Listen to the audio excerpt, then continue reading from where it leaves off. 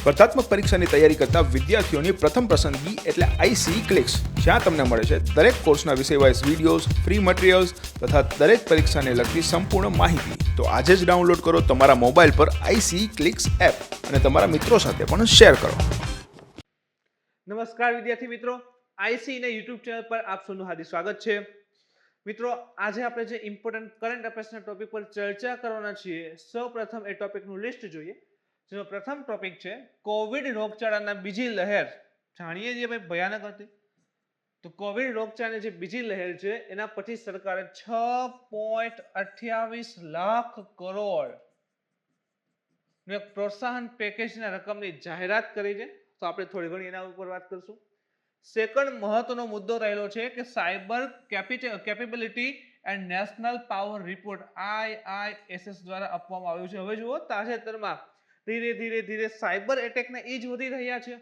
Cyber crime, mobile ઉપર message આવે છે કે લોભામણી સ્કીમ હોય, ક્લિક કરો કે તરત જ OTP દ્વારા જે છે ભાઈ ખાતું સાફ કરી દે. તો એને લઈને કંઈક એના કેટલી સાયબર સિક્યોરિટી સ્ટ્રોંગ રહે છે જે તે દેશમાં, એને લઈને એક રિપોર્ટ છે. ત્રીજા નંબર એક ઇમ્પોર્ટન્ટ છે ભાઈ આફ્રિકન સ્વાઇન ફીવર, ઇન્ડિયામાં જોવા મળે છે, તો એની વાત કરશું. 4 નંબરે બંગાળ મોનિટર. જો પ્રશ્ન એમ થાય કે આવું શું એમ, તો જીપીએસસી અથવા તો વોટેવર એક્ઝામ જે છે આવો પ્રશ્ન પૂછે છે કે તાજેતરમાં ન્યૂઝમાં રહેલ બંગાળ મોનિટર એ શું છે. આટલો જ પ્રશ્ન આપી દે, વધારે ના આપે તો બસ થઈ જાય. તો આની ઉપર વાત કરવાના છે, થોડીક બેઝિક માહિતી. અને પાંચમો અગત્યનો ટોપિક છે મિત્રો, ઇન્ડિયા સ્માર્ટ સિટીઝ એવોર્ડ 2020 જાહેર કરાયા છે. એમાં આપણું સુરત હતું ને આગળ, તો એના ઉપર વાત કરવાના છે. તો શરૂ કરીએ. તો આજનો પ્રથમ ટોપિક રહેલો છે મિત્રો, કોવિડ રોગચાળાની જે બીજી લહેર હતી એના પછી સરકારે ટોટલ 6.28 લાખ કરોડ પ્રોત્સાહન પેકેજ રકમની જાહેરાત કરી દીધી છે. તો તાજેતરમાં જ કેન્દ્ર સરકારે અર્થતંત્ર માટે કેટલાક નવા રાહત પગલાઓની જાહેરાત કરવામાં આવી અને એમાં ખાસ કરીને COVID-19 ની બીજી લહેર પછી આ પહેલું આ પ્રકારનું પેકેજ રહેલું છે. તો આપણે જાણીએ કે COVID-19 કોરોનાના સમયમાં મોર્સ ઓફ જે ઇકોનોમિકલ ગતિવિધિઓ છે, આર્થિક ગતિવિધિઓ છે, એને મોટા પાયા ઉપર જે ઠેસ લાગી છે. કે જે ગતિથી આગળ વધી રહ્યા હતા એટલી ગતિ એને મળેલી નથી. તો ફરી પાછું અર્થતંત્ર જે છે ઝડપથી ડેવલપ થાય, હજી આગળ વધે, જે છે ને $5 ટ્રિલિયન સપનું, તો એના માટે જે સરકારે આ પ્રકારનું પેકેજ જે છે જાહેર કર્યું છે. નવીનતમ પેકેજનું ફોકસ શેના ઉપર રહેલું છે એની વાત કરીએ. તો રોગચાળાથી અસરગ્રસ્ત વિસ્તારોમાં ક્રેડિટ ગેરંટી અને રાહત દરે લોન પ્રદાન કરવી. રોગચાળાથી અસરગ્રસ્ત વિસ્તાર હોય તો પહેલો પ્રશ્ન થાય કે સર બધામાં રોગચાળાનું અસરગ્રસ્ત હતા, દરેક વિસ્તાર, પરંતુ ખૂબ વધારે અસરગ્રસ્ત હોય, જેમ કે આપણું ગુજરાત વધારે અસરગ્રસ્ત હતું. એમાં સૌરાષ્ટ્રની અંદર વધારે કેસ જોવા મળતા હતા.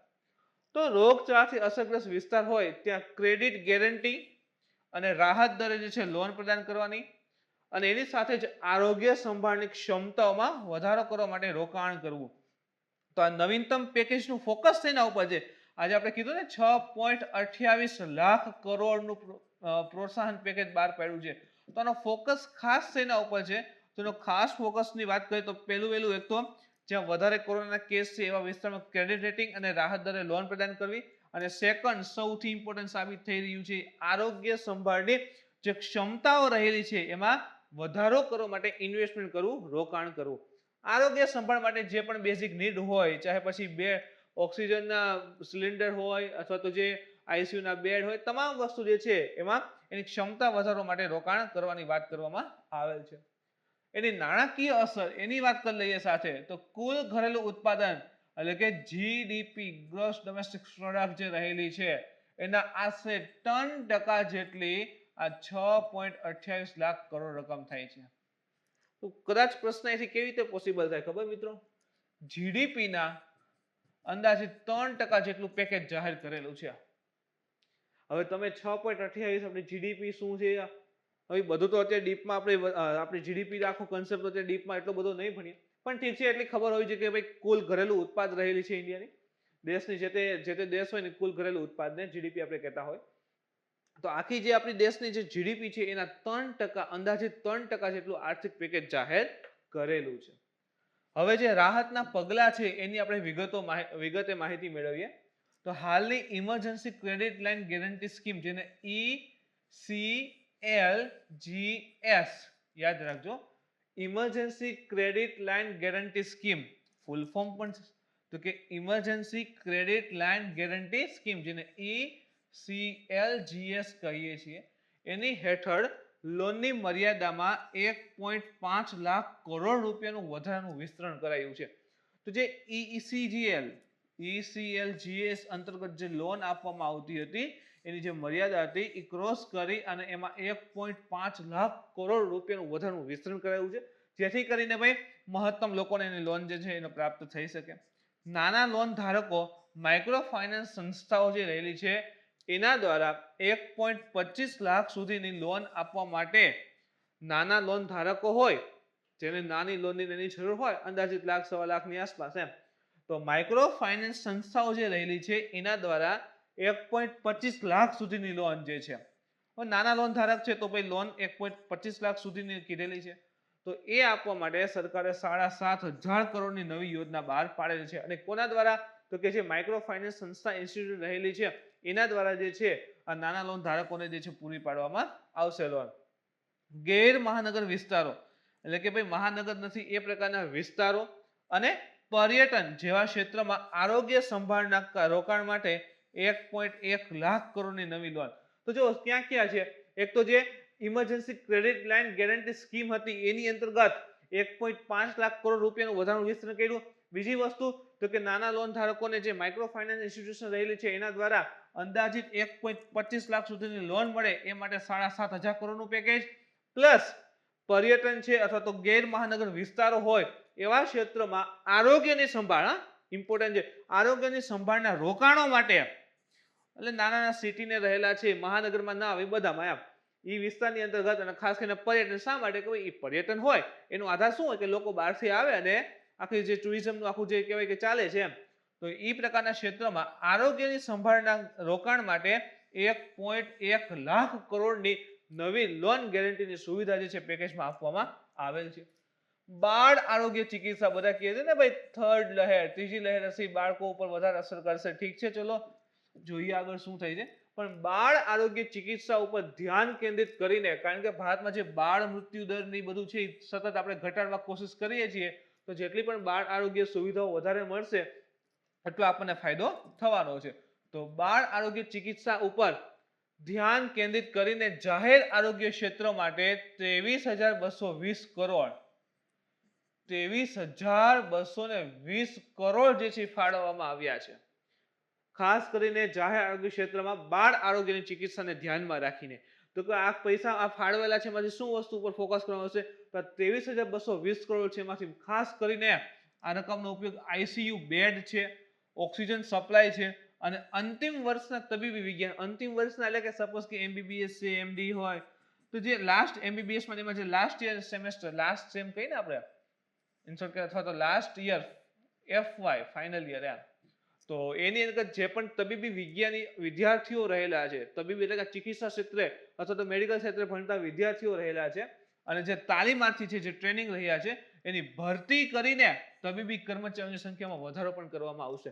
ઇન શોર્ટ, જેમ કે ડોક્ટર હોય, નર્સ હોય, બરાબર, લેબોરેટરીના કંઈ કામ કરતા હોય, તો એની જે લાસ્ટ યરમાં હોય અથવા તો જે ટ્રેનિંગમાં હોય તો એની જે છે ભરતી પણ કરવામાં આવશે.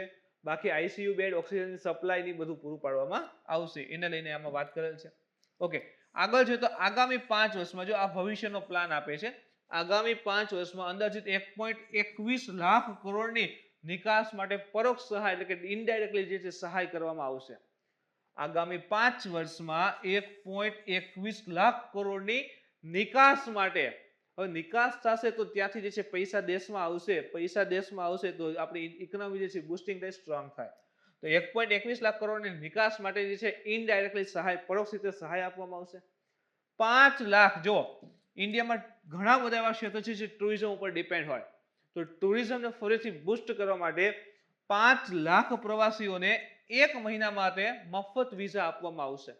તો હવે આ સ્કીમ જાહેર થાય કે તરત જ નજીકના કન્ટ્રીના જે પણ દેશના લોકો જે છે એ ભાઈ ટુરિઝમ માટે આવશે, એટ્રેક્ટ થાય એટલે આપણું જે ટુરિઝમ સેક્ટર છે પાછું સ્ટ્રોંગ થશે. જે પણ સ્ટેટ અથવા તો જે વિસ્તારનો આધાર ટુરિઝમ રહેલો છે એને ફાયદો થશે.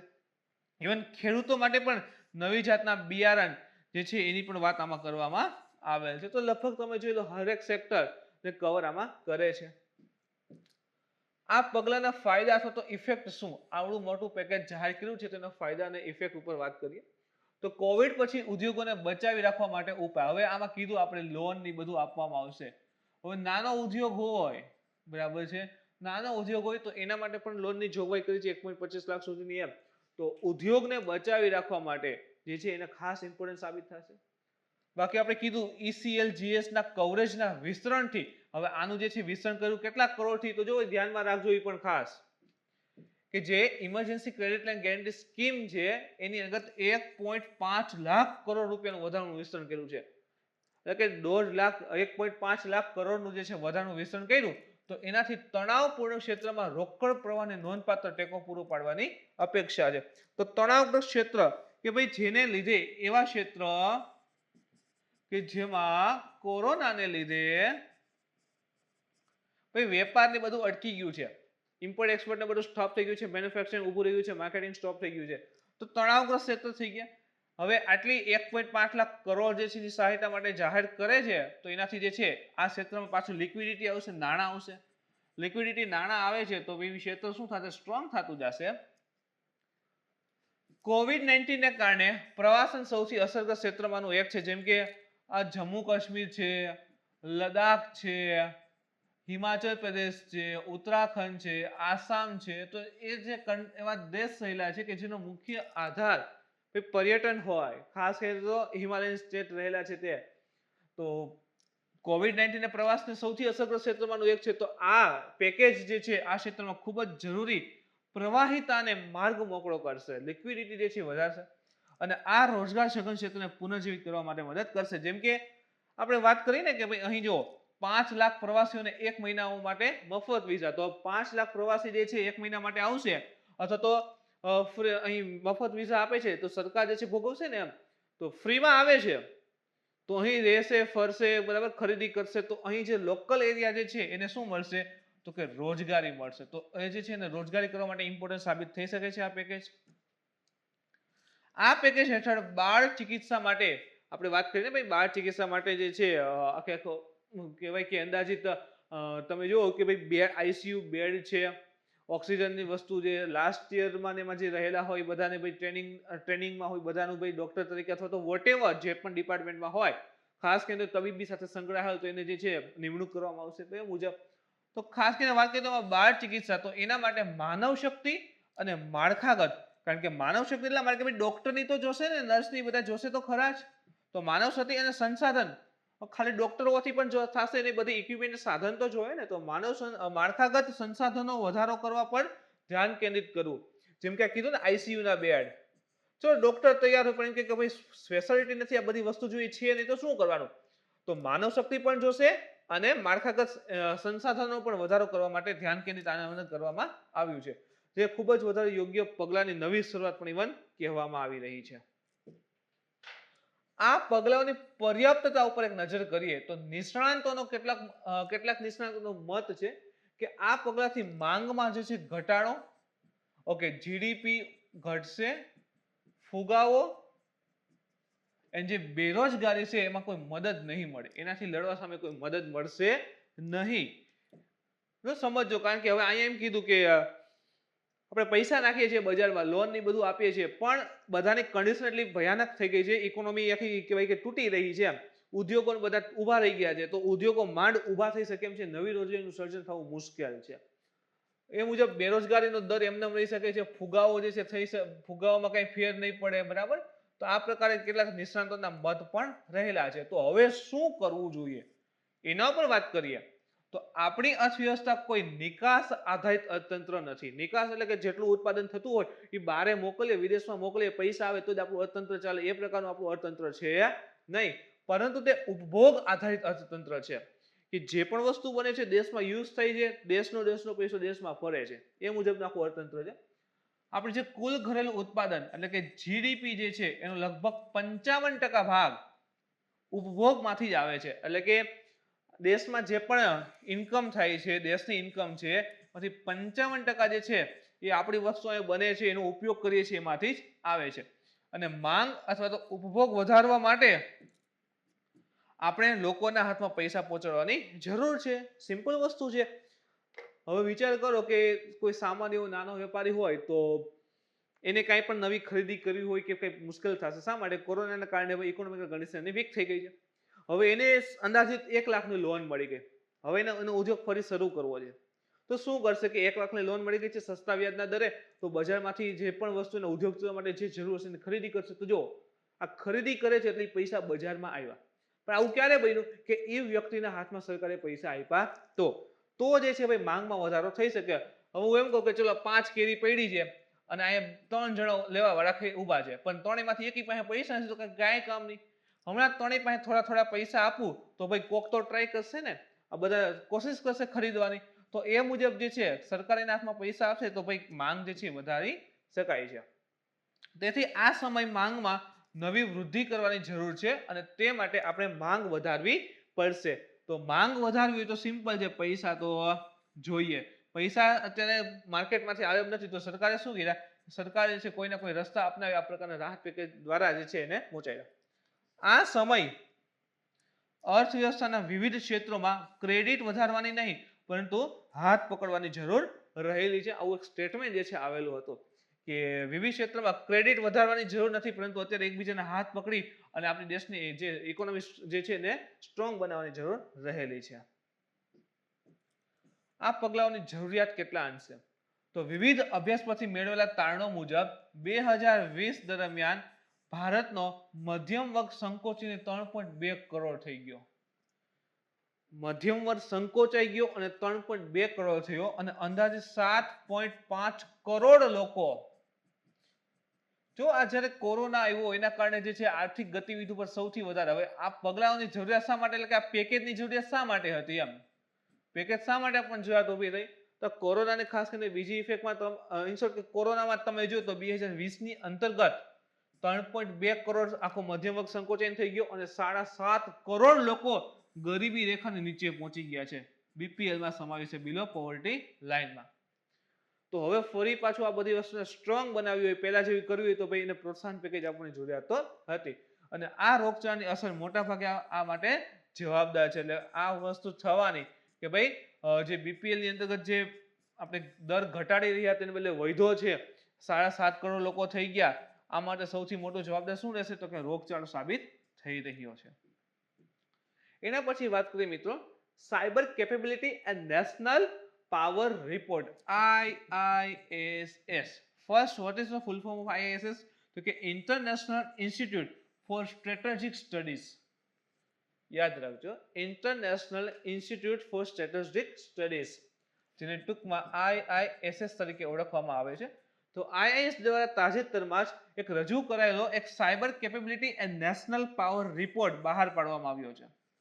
તો આ રિપોર્ટ જે છે કોના દ્વારા બહાર પડાય? તો કે IISS દ્વારા આ રિપોર્ટ બહાર પડાયો છે. આ રિપોર્ટમાં છે શેના ઉપર આ રિપોર્ટ? તો કે આ રિપોર્ટમાં દરેક દેશની સાયબર ઇકોસિસ્ટમ, અત્યારે મેં શરૂઆતમાં પણ કીધું ને કે હવે એટેક સાયબર એટેક થઈ રહ્યા છે. તો સાયબર આખી ઇકોસિસ્ટમ જે તે દેશમાં કેવી છે એને કંટ્રોલિંગ માટે એક કેવા છે, કયા પ્રકારની સિસ્ટમ વાપરે છે. તો સાયબર ઇકોસિસ્ટમ અને આંતરરાષ્ટ્રીય સુરક્ષા, આર્થિક સ્પર્ધા અને લશ્કરી બાબતો સાથેના એના સંબંધોનું વિશ્લેષણ કરવામાં આવે છે. જેમ કે સાયબર ઇકોસિસ્ટમમાં તમે જો ઘણી વખત આપણે જોવા મળતું હોય કે ભાઈ ચીન વાળાએ ભારતનો ડેટા ચોરેલો છે, ચીન વાળા આના ડેટા ચોરેલો છે. યુએસએ ની અંદર આ પ્રકારનો એટેક થયો છે. કેવો હતો? કે સાયબર એટેક થયો. જીમેલ આઈડી ઘણાને ચોરાઈ ગઈ, ત્યાંથી ઇન્ફોર્મેશન ચોરાઈ ગઈ. અથવા તો જે આપણે જે પ્લેનની ટિકિટ બુક કરીએ ને, એર ટિકિટ, એના દ્વારા ઘણો બધો ડેટા જે લીક થઈ ગયો છે. તો આ બધા શું છે? તો કે એક પ્રકારના ક્રાઇમ એટેક છે જેને સાયબર ક્રાઇમની શ્રેણીમાં મૂકવામાં આવે છે. તો આંતરરાષ્ટ્રીય સુરક્ષાની વાત કરીએ, પછી આર્થિક સ્પર્ધા કીધું ને, ઘણી વખત એક ઓટીપી આવે અને પૂછે કે તઈ ખાલી વેરીફાઈ કરીએ છીએ અને વેરીફાઈ કરો ઓટીપી આપો, એ ભેગું ખાતું ખાલું થઈ જાય એમ. તો આર્થિક સ્પર્ધા, લશ્કરી બાબતને લઈને આ બધા સાથે સાયબર ઇકોસિસ્ટમનું મજબૂત તંત્ર કેટલા અંશે રહેલું છે એ આ રિપોર્ટમાં દર્શાવવામાં આવેલ છે. અહેવાલમાં એટલે કે રિપોર્ટમાં 7 કેટેગરીમાં દેશોનું મૂલ્યાંકન કરવામાં આવ્યું છે. 7 કેટેગરીના આધારે દેશોનું મૂલ્યાંકન કર્યું.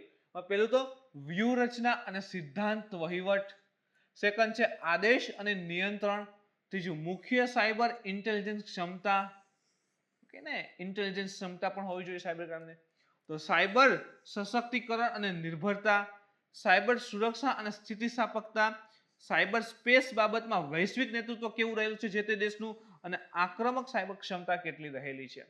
તો અલગ અલગ એવા 7 ફેક્ટર છે કે જેના આધારે દેશોનું મૂલ્યાંકન કરવામાં આવે છે.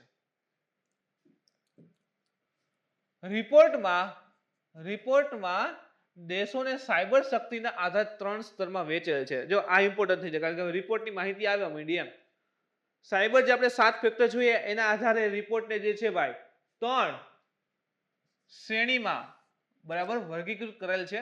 તેમાં જોઈએ તો ફર્સ્ટ બરાબર વર્ગ 1 તો કેવા તમામ વર્ગોમાં વિશ્વની અગ્રણી શક્તિવાળા દેશો, એટલે કે આપણે જોયું હતું કે અહીંયા 7 ડિવાઈડ કરેલા હતા, 7 અલગ અલગ કેટેગરીમાં ડિવાઈડ કરેલા હતા.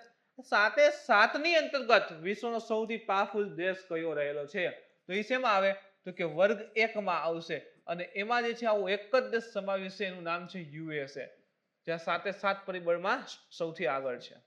એક જ દેશ છે યુએસએ. પછી આવશે વર્ગ 2, તો અમુક વર્ગોમાં વિશ્વની અગ્રણી શક્તિવાળા દેશો, જેમ કે આપણે જોઈએ 7 હતા તો આમાંથી કેટલાકની અંતર્ગત વિશ્વમાં અગ્રણી દેશ હોય તો એ પ્રકારના દેશ, તો એમાં કયા દેશ આવે છે તો કે ભાઈ આ કેટેગરીમાં તમે જોયું તો કે ઓસ્ટ્રેલિયા છે, કેનેડા છે, ચીન છે, ફ્રાન્સ છે, ઇઝરાયલ છે, રશિયા છે અને યુનાઇટેડ કિંગડમ એટલે કે યુકે સમાવેશ છે. તો ટોટલ કેટેગરીમાં સૌથી આગળ હોય તો એવું એક જ યુએસએ. ઓકે, આના સિવાય તો કે ઘણા અમુક વર્ગોમાં વિશ્વની અગ્રણી શક્તિ હોય, જેમ કે ભાઈ વાત કરીએ તો સાયબર સશક્તિકરણ અને નિર્ભરતામાં ભાઈ ચીન સૌથી આગળ હોય તો એ પ્રકારે તમે જો તો એવા કયા દેશ છે તો કે ઓસ્ટ્રેલિયા, કેનેડા, ચીન, France, Israel, Russia and UK, તો એ વર્ગ 2 માં આવે છે. વર્ગ 3 ની વાત કરીએ તો તમે ક્લિયર તો થઈ જ કે આપણું ભારત શેમાં આવી છે, આ 2 માં ન હોય એટલે આપણું ભારત શેમાં હોય વર્ગ 3 માં જ હોય તો કેટલાક કેટેગરીમાં તાકાત અથવા તો સંભાવના ધરાવતા દેશો, પરંતુ અન્ય કેટેગરી માટે મોટા ભાગે પછાત છે તો આ જે અલગ અલગ 7 કેટેગરી હતી આમાંથી કોઈ એક માટે થોડા ઘણા આગળ હોય, કોઈ 1-2 માં આગળ હોય, પણ બાકીના જે છે કેટેગરીમાં એમાં હજી ડેવલપ હોય નહીં, એમાં ખૂબ આગળ હશે નહીં, અથવા તો ભવિષ્યમાં એવી સંભાવના કે ચલો આગળ વધી શકે છે. તો એ પ્રકારના દેશોને જે છે વર્ગ 3 માં રાખવામાં આવે છે. અને એમાં તમે જો આપણું ભારત છે, ઇન્ડોનેશિયા છે, ઈરાન છે, જાપાન ઇવન છે, મલેશિયા છે, નોર્થ કોરિયા છે અને વિયેતનામનો સમાવેશ થાય છે. તો અહીં એટલું યાદ રાખો ભારત આપણું કઈ શ્રેણીમાં છે વર્ગ 3 માં છે.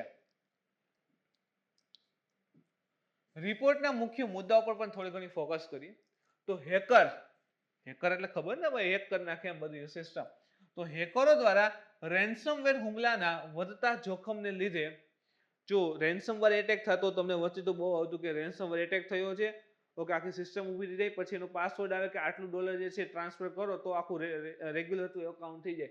તો રેન્સમવેર જે છે એના હુમલા વધતા જોખમને લીધે યુએસ એકમાત્ર ઉચ્ચ સ્તરની સાયબર શક્તિ રહેલી છે. તો આ જે રેન્સમવેરના જે મોટા એટેક થઈ રહ્યા છે તો આ બધા સામે લડવા યુએસએ પોતે આપણે કીધું ને કે સૌથી પાસે તમામ સાયબર સિક્યુરિટી લઈને સુવિધા રહેલી છે, 7 કેટેગરીમાં સૌથી આગળ છે. તો યુએસએ જે છે ઉચ્ચ સ્તરની સાયબર સિક્યુરિટી શક્તિ ધરાવે છે.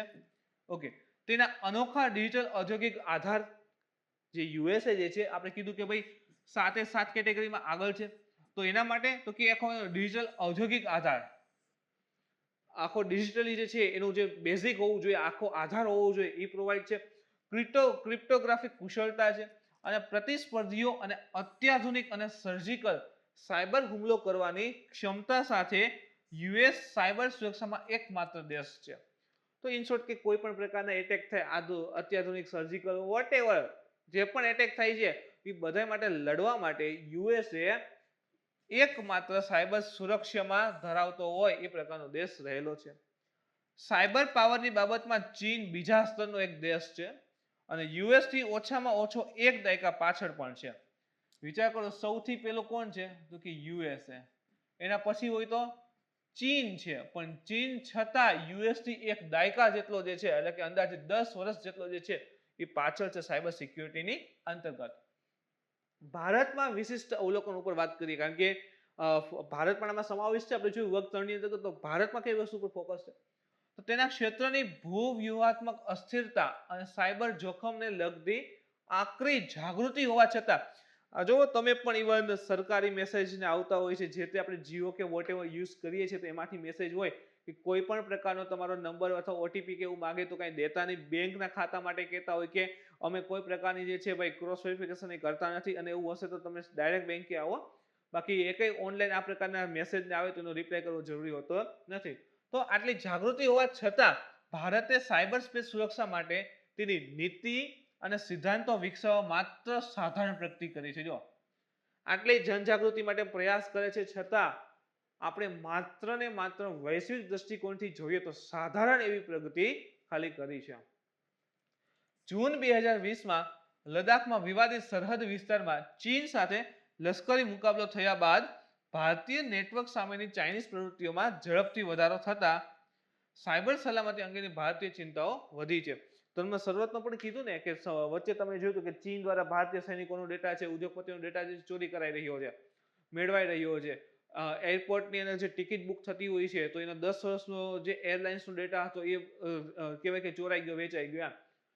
અને એવું જ પ્રકારનું કે ભાઈ 2020માં આપણે સૌ જાણીએ કે લદ્દાખની અંતર્ગત ભારત અને ચીન સામસામે હતા બોર્ડર ઉપર, તો એ સમયે ચાઇનાનું જે નેટવર્ક પાવરફુલ હતું, જે ડેટા બધું ચોરી થતો હતો, તો એ વસ્તુને ધ્યાનમાં રાખી ભારત જે છે હવે સાયબર સલામતી અંગેની ચિંતાઓ જે છે એને લઈને આગળ રહ્યું છે. કે ચિંતાઓ શું થાય છે, વધી રહી છે કે હવે કયા પ્રકારના પગલાં કે શું એવું કરીએ કે આ બધો ડેટા જે ચોરી થઈ જાય અથવા તો સાયબર સુરક્ષા ઇન્ડિયાની ખૂબ જ સ્ટ્રોંગ થઈ જાય. ભારત હાલમાં યુએસએ છે, યુકે છે, ફ્રાન્સ છે, એ સહિતના જે મુખ્ય આંતરરાષ્ટ્રીય ભાગીદારોની મદદથી નવી ક્ષમતા ઊભી કરીને મજબૂત આંતરરાષ્ટ્રીય પગલાંની માંગ કરીને તેની નબળાઈઓને દૂર કરવાની ઈચ્છા છે. એટલે ભારતે કીધું કે આપણે ભાઈ હમણાં જોયું કે થોડીક જે ડેટા અથવા સાયબર નીતિ જે છે આપણી થોડીક એટલી બધી સ્ટ્રોંગ નથી કે જેટલી જોતી હોય, તો અન્ય દેશો જે સાયબર નીતિમાં એમાં આગળ છે, સાયબર સુરક્ષામાં આગળ છે, એ દેશોનો મદદ લઈ અને આપણી જે નબળાઈઓ રહેલી છે એને દૂર કરવાની વાત ભારત કરી રહ્યું છે. સાયબર ગવર્નન્સમાં સંસ્થાકીય સુધારા કરવા તરફનો ભારતનો અભિગમ જે છે એ ધીમો અને વૃદ્ધિશીલ રહ્યો છે. એટલે વૃદ્ધિ થાય છે પણ ખૂબ જ ધીમી થઈ રહી છે. અને નાગરિક અને લશ્કરી ડોમેન્સમાં સાયબર સલામતી માટેના મુખ્ય સંકલન અધિકારીઓની સ્થાપના અનુક્રમે 2018 અને 19માં અંત સુધીમાં થઈ છે. તો નાગરિક એટલે કે આપણે જે સિવિલિયન કહીએ ને, આપણે કેવા બેંકની એની વાત કરી છે, એમેઝોનમાંથી મગાવતા હોય એ વખતે ઘણી વખત ફ્રોડ ને એવું થાય છે, તો આ બેંકની એ વસ્તુ છે, તો એ સિવિલિયન અને બોર્ડર ઉપર ડેટાની એની વાત કરીએ, બરાબર, તો એ લશ્કરી બાબતો બંનેની અંતર્ગત સલામતી જળવાઈ રહે, ડેટા ચોરી નહીં ના થાય, એના માટે અલગ અલગ ડિપાર્ટમેન્ટની સ્થાપના પણ હવે કરી રહી છે. એના પછી ત્રીજો અગત્યનો ટોપિક જોઈએ, આફ્રિકન સ્વાઇન ફીવર. તો તાજેતરમાં મિઝોરમની અંતર્ગત 4 જિલ્લાઓને, જો મિઝોરમની વાત છે ભેગું ન થઈ જાય, નાગાલેન્ડ, પછી સૌથી ઉપર અરુણાચલ પ્રદેશ, નાગાલેન્ડ, મણિપુર અને મિઝોરમ. તો વાત કોની કરીએ છીએ આપણે, મિઝોરમની. તો મિઝોરમની અંતર્ગત 4 જિલ્લાને આફ્રિકન સ્વાઇન ફીવર ASF નું કેન્દ્ર તરીકે જાહેર કરવામાં આવ્યું છે. તો આફ્રિકન સ્વાઇન ફીવર વિશે થોડીક બેઝિક માહિતી જરૂરી બની છે. ડિસેમ્બર 2020માં મણિપુરની અંતર્ગત, એની ઉપર આવે મણિપુર, તો મણિપુરની અંતર્ગત પ્રથમ કેસ જે છે એ આફ્રિકન સ્વાઇન ફીવરનો નોંધાયો હતો, એની જાણ થઈ હતી, અને ત્યારથી આ રોગ સાથે સંકળાયેલ કોઈ કેસ નોંધાયો નથી. ક્યાં, તો કે મણિપુરના વિસ્તારમાં નોંધાયો ન હતો, અને પછી મિઝોરમમાં જે છે નોંધાયા છે. રાજ્યના પશુ ચિકિત્સા વિભાગના અધિકારીઓએ ડુક્કરની ગેરકાયદેસર આયાતને કારણે રાજ્યમાં ચેપ ફેલાવાની આશંકા વ્યક્ત કરી છે. જો પેલા મણિપુરમાં દેખાણો હતો, પછી નહોતા, અત્યારે મિઝોરમના 4 રાજ્યમાં જે છે એનું કેન્દ્ર જાહેર કરાયું છે. એનો મતલબ કે 4 રાજ્યની અંદર આફ્રિકન સ્વાઇન ફીવર કેવો હશે, ખૂબ જ વધારે હશે. તો આવ્યો ક્યાંથી રોગ એમ, તો એનું મુખ્ય કારણ શું કહે છે, તો કે જે ડુક્કર જે છે એની ગેરકાયદેસર આયાત, વિધાઉટ પરમિટ જે છે ઇન્ડિયામાં આયાત કરવામાં આવે છે. હવે ડુક્કરમાં જો ડુક્કરની અંતર્ગત જો આફ્રિકન સ્વાઇન ફીવરના જે છે કહેવાય કે એને રહેલા હોય તો એ ઇન્ડિયામાં આવશે તો ઇન્ડિયાની અંદર પણ શું કરશે ફેલાવશે તો ખરા. તો ગેરકાયદેસર થતી આયાત જે છે એના કારણે ઇન્ડિયામાં આ રોગ ફેલાઈ રહ્યો છે. હવે આપણે વાત કરીએ તો આફ્રિકન સ્વાઇન ફીવર વિશે. તો આફ્રિકન સ્વાઇન ફીવર જે છે તે એક ખૂબ જ ચેપી અને જીવલેણ પ્રાણી રોગ છે. ખૂબ જ વધારે ચેપી અને જીવલેણ એટલે લગભગ તમે જુઓ ને તો જે પ્રાણીને થતો હોય છે એની 100% ડેથ થઈ જાય છે. તો ખૂબ જ વધારે ચેપી અને જીવલેણ પ્રાણી છે પ્રાણી રોગ છે જે ઘરેલું અને જંગલી ડુક્કરોને ચેપ લગાડે છે. એટલે હવે તો જો આપણે ઘર પાસેની નથી, પહેલા તો બહુ રહેતા હતા. એટલે જે ઘરેલું ક્ષેત્રમાં હોય તો જંગલી ડુક્કર હોય એને ખાસ જે છે ચેપ લગાડે છે અને ચેપને જે ડુક્કરો એક પ્રકારના તીવ્ર રક્તસ્રાવી તાવથી પીડાય છે અને ધીરે ધીરે ધીરે થતા એની ડેથ થઈ જાય છે. 1920ના દાયકામાં પ્રથમ વખત આફ્રિકામાં જે છે આ આફ્રિકન સ્વાઇન ફીવર જે છે જોવા મળ્યો હતો.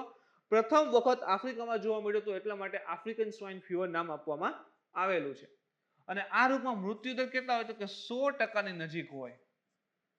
લગભગ કેવું કે ભાઈ 100 ડુક્કર જે છે એને આફ્રિકન સ્વાઇન ફીવર થયેલ છે તો લગભગ 100 કેવા થાય એની ડેથ થઈ જશે, મૃત્યુ થઈ જ જાતી હશે. અને આ જે તાવ છે ફીવર જે રહેલો છે એનો કોઈ ઉપાય નથી કે ચલો આ રસી લગાવી દીધી ને તાવ મટી જાય. ના, એવો કોઈ ઉપાય નથી. તો બીજો પ્રશ્ન તો કરવાનું હું, દવા હું આપવી? તો કે જો આ માટે હજી સુધી કોઈ માન્ય રસી મળી નથી. તેથી જ કે જ્યારે ચેપ લાગતો હોય, ફેલાતો હોય તો એ સમયે બચવું હોય અથવા તો ચેપગ્રસ્ત પ્રાણીઓને બચાવવા હોય તો જે પણ પ્રાણીઓને જે પણ ડુક્કરને ચેપ લાગેલા છે એનું શું કરવામાં આવે છે? એની હત્યા કરવામાં આવે છે.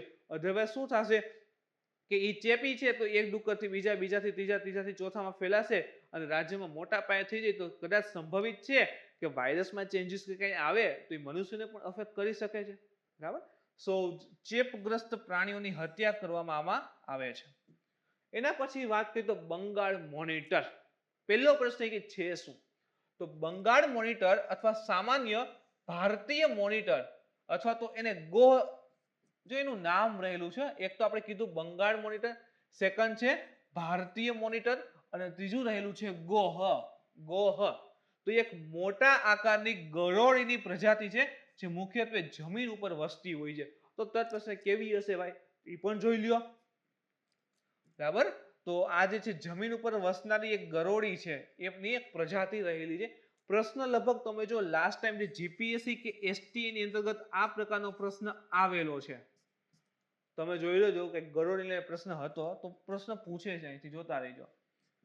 મોનિટર ગરોળી અથવા તો એને ગોહ સામાન્ય રીતે માંસાહારી અને બિનઝેરી હોય છે. કેવી છે તો કે માંસાહારી અને બિનઝેરી હોય છે. તેને વાઇલ્ડ લાઈફ પ્રોટેક્શન એક્ટ જે છે 1972 વાઇલ્ડ લાઈફ પ્રોટેક્શન એક્ટ એના શેડ્યુલ 1 હેઠળ સુરક્ષિત કરવામાં આવેલ છે. પરંતુ તેના માંસ, લોહી અને તેલ માટે સતત શિકાર થઈ રહ્યો છે. સતત શિકાર થાય છે તો વિચાર કરો કે પ્રજાતિ જે છે ધ્યાન ન દે તો પૃથ્વી પરથી નાશ પણ થઈ જાય, એન્ડેન્જરમાં આવી જશે અને ધીરે ધીરે થતા એક્સિડન્ટ એટલે કે નાશ થઈ જશે. તો પ્રોટેક્શન એક્ટના શેડ્યુલ 1 માં હોય એનો મતલબ એમ થાય કે એનો શિકાર ઉપર પ્રોહિબિટેડ છે, એનો વ્યાપાર ઉપર પ્રોહિબિટેડ રહેલ છે. હવે international union for conservation of nature એટલે કે IUCN એની જે રેડ ડેટા બુક આવે છે એમાં તમે જો આ પ્રજાતિ સંકટ મુક્ત કેટેગરીમાં છે. હવે એના ઉપર અત્યારે સંકટ નથી, પરંતુ હા ધ્યાન દેવામાં નથી આવતું અથવા સતત શિકાર ને એવું થાય છે તો ભાઈ એને પ્રજાતિને નુકસાન મોટા પાયે આવી શકે છે. તો આ વાત છે મિત્રો બંગાળ મોનિટર ઉપર. તો આ આપણે ફોટો પણ જોઈ લીધો. એના પછી વાત કરીએ તો ઇન્ડિયા સ્માર્ટ સિટીઝ એવોર્ડ 2020. તો કેન્દ્રીય આવાસ અને શહેરી બાબતોના મંત્રાલય. તો ચલો ફરી પાછું એક મંત્રાલય છે, તમે પ્રશ્ન પૂછજો કે એના મંત્રી કોણ રહેલા છે, તમારે કોમેન્ટ કરીને જણાવવાનું છે. તો આ રીતે ધીરે ધીરે કોમેન્ટ ને એવું કરશો, સર્ચ કરશો તો એમ કરતા કરતા મુખ્ય મંત્રી જે હોય ને ઇમ્પોર્ટન્ટ મિનિસ્ટ્રીના મંત્રી યાદ થઈ જાય. તો પ્રશ્ન એ છે કેટલીક મિનિસ્ટ્રી છે મિત્રો? ટોટલ 65 થી 67 મિનિસ્ટ્રી રહેલી છે. કઈ બધી યાદ ન રાખવાની હોય, જે પણ ઇમ્પોર્ટન્ટ હશે એ આપણે લેતા આવશું. જેવી કંઈક યોજના લઈ આવી બધી જોતા રહેશું, એ રીતે મંત્રીઓને પણ યાદ રાખી લેશું. તો કેન્દ્રીય આવાસ અને શહેરી બાબતોના મંત્રાલયે તાજેતરમાં જ ઇન્ડિયા સ્માર્ટ સિટીઝ એવોર્ડ્સ 2020 ની સૂચિ જે છે બહાર પાડી દીધી છે, લિસ્ટ આવી ગયું. આ એવોર્ડ શહેરી વિકાસને પ્રોત્સાહન આપવા માટે શરૂ કરાયેલ. 3 કેન્દ્ર સરકારની પહેલના 6 વર્ષ પૂરા થવાના સ્મરણાર્થે જાહેર કરેલ છે. જો 6 વર્ષ પૂરા થશે ને તો કે સરકારના અલગ અલગ 3 કેન્દ્ર સરકારની જે પહેલ હતી, આ 3 પહેલ જે છે એના 6 વર્ષ કમ્પ્લીટ થયા છે. જે શેના ઉપર ફોકસ હતી તો કે શહેરી વિકાસના પ્રોત્સાહન માટે 6 વર્ષ પૂરા થયા, એટલા માટે જે છે એને ખાસ કરીને એટલા માટે આને જાહેર કરેલ છે. તો કઈ 3 પહેલ હતી જેના 6 વર્ષ પૂરા થયા છે તો કે સ્માર્ટ સિટીઝ મિશન, સેકન્ડ છે નવીકરણ અને શહેરી પરિવર્તન માટે અટલ મિશન, અને ત્રીજું છે પ્રધાનમંત્રી આવાસ યોજના અર્બન એટલે કે શહેરી. તો આ ત્રણેય પહેલના 6 વર્ષ પૂરા થયા છે, 6 years કમ્પ્લીટ. શેના ઉપર ડિપેન્ડ હતી તો કે શહેરી વિકાસને પ્રોત્સાહન આપવા માટે. તો એના સ્મરણાર્થે જે છે આ એવોર્ડ જે છે જાહેર કરાયા છે. તો વિવિધ રાજ્ય અને શહેરોના પ્રદર્શન ઉપર આપણે વાત કરીએ એમાં તો કે તમામ રાજ્યોમાં ટોચ ઉપર કયું છે? ભારતમાં ટોટલ 28 રાજ્યો છે. તો 28 સ્ટેટની અંતર્ગત 28 રાજ્યમાં ટોચ ઉપર કોણ છે? તો યાદ રાખો ઉત્તર પ્રદેશ છે. ઓકે, સેકન્ડ કોણ છે? તો કે યાદ રાખો મધ્યપ્રદેશ છે. અને ત્રીજા નંબરે મિત્રો તમિલનાડુ રહેલું છે. તો સૌથી સારામાં સારું જે પરફોર્મન્સ હોય તમામ રાજ્યની અંતર્ગત ટોચ ઉપર તો યુપી, તેના નીચે જ આવે મધ્યપ્રદેશ અને સૌથી છેલ્લે આવી જાય તમિલનાડુ. તો આ ત્રણને યાદ રાખી લ્યો. હવે વાત કરીએ ઇન્દોર એટલે કે જે મધ્યપ્રદેશમાં આવે અને આપણું સુરત એટલે કે આપણા ગુજરાતમાં છે, એ આ વર્ષે તેમના સર્વાંગી વિકાસ માટે સંયુક્ત રીતે અર્બન એવોર્ડ જીત્યા છે. જો સર્વાંગી વિકાસ, બધી રીતે ડેવલપમેન્ટ માટે, સર્વાંગી વિકાસ માટે સંયુક્ત રૂપે ઇન્દોર અને સુરતે જે છે અર્બન એવોર્ડ, ભૂલાય નહીં, અર્બન એટલે શહેરી એવોર્ડ જે છે એ જીતેલ છે. તો સુરતની સાથે ઇન્દોરે પણ જીતેલ છે. અમદાવાદ જે આપણું રહેલું છે તો અમદાવાદને સ્માર્ટ સિટીઝ લીડરશિપ એવોર્ડ આપવામાં આવ્યો હતો. કયો એવોર્ડ છે? તો અમદાવાદને સ્માર્ટ સિટી લીડરશિપ એવોર્ડ અપાયો છે. અને જે કેન્દ્ર શાસિત પ્રદેશ એવોર્ડ જે હતો એ કોને મળે છે? કે ચંદીગઢને આપવામાં આવેલ છે. તો અલગ અલગ કેટેગરી છે, તેમાં ખાસ કરીને સર્વાંગી વિકાસ માટે ઇન્દોર અને સુરત તમામ રીતે ટોચમાં હોય તો યુપી, એના પછી એમપી, એના પછી તમિલનાડુ. અમદાવાદ છે એને સ્માર્ટ સિટીઝ લીડરશિપ એવોર્ડ પ્રાપ્ત થયો છે, જ્યારે કેન્દ્ર શાસિતની અંતર્ગત જે છે એ કોને પ્રાપ્ત થયો છે? તો કે ચંદીગઢને પ્રાપ્ત થયેલ છે. અને ઇન્દોરને હજી એક ઇનોવેટિવ આઈડિયા એવોર્ડ પણ પ્રાપ્ત થયેલ છે. તો કે ઇન્દોરને સર્વાંગી વિકાસ માટે પણ એવોર્ડ પ્રાપ્ત થયો અને ઇનોવેટિવ આઈડિયા એવોર્ડ પણ પ્રાપ્ત થયો છે. ઇન્દોર જે છે એ મધ્યપ્રદેશમાં આવેલ છે. રેન્કિંગ માટે વપરાયેલ માપદંડ આપણે કીધું ને કે આ રેન્કિંગ નક્કી કર્યા છે, પેલું આ બીજું આ, તો કયા કયા માપદંડ છે? તો આ રેન્કિંગ સરકાર દ્વારા સામાજિક પહેલો જે રહેલી હોય, શાસન વ્યવસ્થા છે, સંસ્કૃતિ છે, શહેરી પર્યાવરણ છે, સ્વચ્છતા છે, અર્થતંત્ર, પાણી, શહેરમાં પરિવહન જેવા અનેક પરિણામોના આધારે નક્કી કરવામાં આવેલ છે. તો ખાસ કરીને તમે જો સિટી જે છે સસ્ટેનેબલ બને છે એ પ્રકારની પહેલ વધારે રહેલી છે અને એના આધારે જે છે નક્કી કરેલ છે. રોગચાળાના વર્ષમાં કોવિડ-19 મેનેજમેન્ટ માટે એકીકૃત કમાન્ડ એન્ડ નિયંત્રણ કેન્દ્રના ટકાઉ વ્યવસ્થિત મોડેલ અને કોવિડ-19 મેનેજમેન્ટમાં નવીનતા વધારવાના માપદંડને પણ એવોર્ડ માટેની ગણતરીમાં સામેલ કરેલ છે. એટલે બેઝિક જે વસ્તુ હોય એ તો છે, પણ આ વખતે જે છે આપણે જાણીએ કે ભાઈ રોગચાળામાં ખાસ જેને ક્યારેય જિંદગીમાં ભૂલી ન શકાય એવો કોવિડ, તો આ કોવિડને માટે જે પણ અલગ અલગ પ્રકારે એની જે માપદંડ ઇનશોર્ટ કે ભાઈ નવીનતા લઈ આવેલ છે, કોરોના મટાડવા માટે જે પણ નવીન સ્ટેપ લીધા હોય જે તે સિટીની અંતર્ગત એને પણ આમાં જે છે સમાવિષ્ટ કરેલા છે.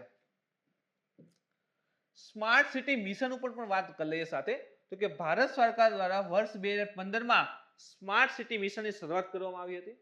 એનો હેતુ શું હશે? તો કે શહેરી કાર્યો જે છે એને એકીકૃત કરવા, શહેરી કાર્યોને એકીકૃત કરવા, દુર્લભ સંસાધનોને વધુ કાર્યક્ષમ અને ઉપયોગ કરવા, નાગરિકોના જીવનની ગુણવત્તામાં સુધાર કરવાનો મુખ્ય ઉદ્દેશ્ય રહેલો છે. ઇન શોર્ટ, શહેરની અંતર્ગત સસ્ટેનેબલ ડેવલપમેન્ટ છે એના માટેના પગલા અને શહેરી નાગરિક જે છે એને ફાયદો થાય એ મુજબના પગલા, અને એ એક સેન્ટ્રલ સ્પોન્સર સ્કીમ પણ રહેલી છે. તો આ શું હોય છે કોમેન્ટ કરજો. ચલો, આ બે પ્રશ્ન પૂછ્યા તમને. એક સેન્ટર સેક્ટર સ્કીમ હોય, જો એક સેન્ટર સેક્ટર સ્કીમ હોય અને એક સેન્ટ્રલ સ્પોન્સર સ્કીમ હોય, તો બેમાં શું તફાવત હોય તમારે કોમેન્ટ કરવાનું છે. કારણ કે ઘણી વખત યોજના હોય ને તેમાં લખેલું હોય આ સેન્ટર સ્પોન્સર છે, આ સેન્ટર સેક્ટરની સ્કીમ છે, તો ત્યાંથી તમને ખબર હોય કે સેન્ટર સેક્ટર અને સ્પોન્સરમાં શું ફેર છે. તો ચલો એ તમારે કોમેન્ટ કરીને જણાવવાનું છે. હવે સ્માર્ટ સિટી 4 સ્તંભોની પરિકલ્પના પણ કરે છે. ક્યારેક મેન્સમાં એવા પ્રશ્ન આવે તો એના માટે ઇમ્પોર્ટન્ટ સાબિત થઈ શકે છે. તો કે સામાજિક ઇન્ફ્રાસ્ટ્રક્ચર જોઈએ, ઓકે, ભૌતિક માળખાગત સુવિધા પણ જોઈએ, સંસ્થાકીય ઇન્ફ્રાસ્ટ્રક્ચર એટલે કે વહીવટી સુવિધા પણ જોઈએ, અને આર્થિક ઇન્ફ્રાસ્ટ્રક્ચર એટલે કે સ્માર્ટ સિટીને તો શું સમાવેશ કરું, તો કે સામાજિક ઇન્ફ્રાસ્ટ્રક્ચર, ઇક્વાલિટીને એના ઉપર બેઝ રહેલો છે. લિંગ્વિસ્ટિક ઇક્વાલિટી જે છે, ભેદભાવ રહેલા છે બધા દૂર થાય, તો સામાજિક ઇન્ફ્રાસ્ટ્રક્ચરની વાત કરી છે. સેકન્ડ, ભૌતિક માળખાગત સુવિધાઓ જે બેઝિક નીડ આપણી રહેલી છે, હોસ્પિટલ આ તે, એની વાત કરી છે. ત્રીજું છે સંસ્થાકીય ઇન્ફ્રાસ્ટ્રક્ચર, વહીવટ જે છે એ સરળ હોવા જોઈએ, સરકારના ગવર્નન્સની બધી વ્યવસ્થા. અને ચોથી વસ્તુ રહેલી છે આર્થિક ઇન્ફ્રાસ્ટ્રક્ચર, જેની અંતર્ગત જે છે ઉદ્યોગોને વ્યવસ્થિત હોવા જોઈએ, એની સાથે પોલ્યુશનની બધું કંટ્રોલમાં પણ હોવું જોઈએ, અને જે પર કેપિટા ઇન્કમની રહેલી છે, પર પર્સન ઇન્કમની પણ સારી એવી હોવી જોઈએ. આ ચારેય જે છે સ્માર્ટ સિટીના 4 સ્તંભની પરિકલ્પના કરે છે. તો એ સાથે જ મિત્રો આજનું કરંટ અહીં પૂર્ણ કરીએ છીએ. આજના લેક્ચરમાં તમને કંઈ ડાઉટ હોય, ક્વેરી હોય તો તમે કોમેન્ટ કરી જણાવી શકો છો. મિત્રો આજનો વિડીયો ગમ્યો હોય તો લાઈક કરો, શેર કરો, તમારા મિત્રો સુધી પહોંચાડવા કોશિશ કરો. કાલે ફરી મળીશું નવા ટોપિક સાથે. Thank you.